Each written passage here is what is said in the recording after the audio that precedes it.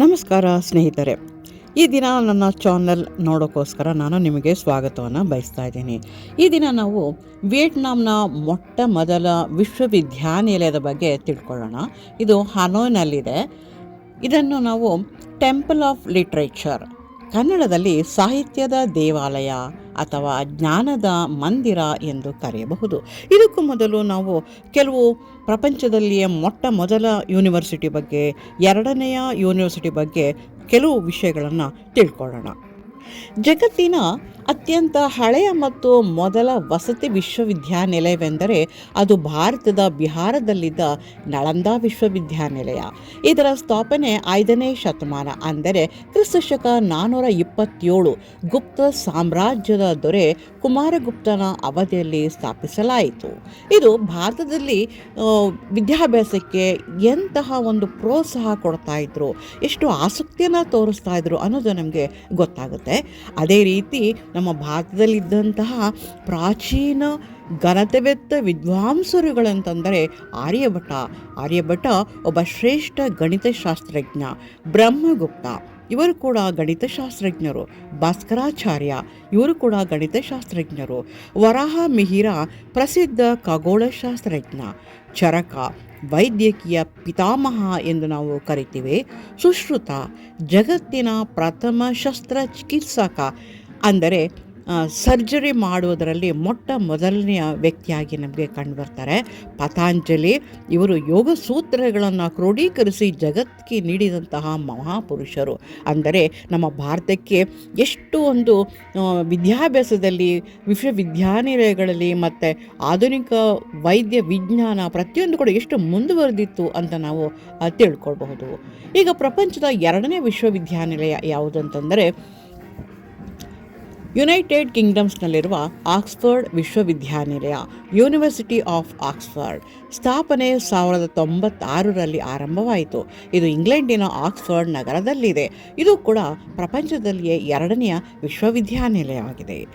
ಮತ್ತು ಈಗ ನಾವು ವಿಯೆಟ್ನಾಂನಲ್ಲಿರುವಂಥದ್ದು ವಿಶ್ವವಿದ್ಯಾನಿಲಯ, ಅದು ಕೂಡ ಪ್ರಾಚೀನ ಕಾಲವಂಥದ್ದು. ಅಂದರೆ ವಿಯೆಟ್ನಾಂನಲ್ಲಿ ಇದು ಬಹಳ ಪ್ರಾಚೀನ ಕಾಲವಾದಂತಹ ಒಂದು ವಿಶ್ವವಿದ್ಯಾನಿಲಯ. ಇದನ್ನು ನಾವು ಟೆಂಪಲ್ ಆಫ್ ಲಿಟ್ರೇಚರ್ ಅಂತ ನಾವು ಕರಿತೀವಿ. ಇದರ ಸ್ಥಾಪನೆ 1070ರಲ್ಲಿ ಲೀ ತಾನ್ ತೊಂಗ್ ರಾಜನ ಆಳ್ವಿಕೆಯಲ್ಲಿ ನಿರ್ಮಿಸಲಾಯಿತು, ಅಂದರೆ ಸ್ಥಾಪನೆ ಮಾಡಲಾಯಿತು. ಇಲ್ಲಿನ ಬೋಧನಾ ವಿಷಯಗಳು, ಇಲ್ಲಿ ಪ್ರಾಥಮಿಕವಾಗಿ ಚೀನಿ ತತ್ವಜ್ಞಾನಿ ಕನ್ಫ್ಯೂಷಿಯಸ್ ಮತ್ತು ಅವರ ತತ್ವಗಳು, ಕಾವ್ಯ, ಇತಿಹಾಸ, ಶಾಸ್ತ್ರೀಯ ಸಾಹಿತ್ಯವನ್ನು ಬೋಧಿಸಲಾಗುತ್ತದೆ. ಮುಖ್ಯವಾಗಿ ಈ ವಿಶ್ವವಿದ್ಯಾನಿಲಯವನ್ನು ಕನ್ಫ್ಯೂಷಿಯಸ್ ಮತ್ತು ಅವರ ಶಿಷ್ಯಂದಿರುಗಳಿಗೆ ಈ ವಿಶ್ವವಿದ್ಯಾನಿಲಯವನ್ನು ಸಮರ್ಪಿಸಲಾಗಿದೆ. ಇಲ್ಲಿನ ವೈಶಿಷ್ಟ್ಯಗಳು: 5 ಸಂಕೀರ್ಣಗಳನ್ನು ಹೊಂದಿದೆ. ಇಲ್ಲಿನ Temple of Literature Khue Van Pavilion, ಇದು ಇಲ್ಲಿನ ಅತ್ಯಂತ ಪ್ರಸಿದ್ಧವಾದ ಕೆಂಪು ಬಣ್ಣದ ಮರದ ಗೋಪುರವಾಗಿದ್ದು ಇದು ಜ್ಞಾನದ ಒಂದು ಸಂಕೇತವಾಗಿದೆ. ಮತ್ತು ಇಲ್ಲಿ ಆಮೆಗಳನ್ನು ಕೊರೆದಿದ್ದಾರೆ. ಇಲ್ಲಿ ಆಮೆಗಳು ಚಿನ್ನದ ಬಣ್ಣದಲ್ಲೂ ಕೂಡ ಒಂದು ಆಮೆಯನ್ನು ಎದುರುಗಡೆನೇ ಸ್ಥಾಪನೆ ಮಾಡಿದ್ದಾರೆ.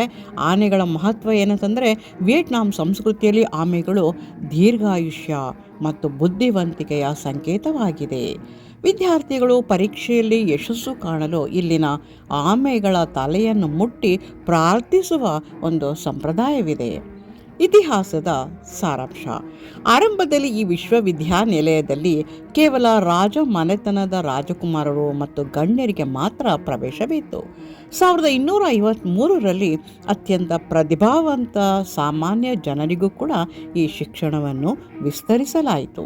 ಇದು ವಿಯೆಟ್ನಾಂನ ಅತ್ಯಂತ ಪ್ರಸಿದ್ಧ ಐತಿಹಾಸಿಕ ಮತ್ತು ಪ್ರವಾಸಿ ತಾಣವಾಗಿದೆ, ದ ಟೆಂಪಲ್ ಆಫ್ ಲಿಟ್ರೇಚರ್. ನಾವೀಗ ಎದುರುಗಡೆ ನೋಡ್ತಾ ಇದ್ದೀವಿ.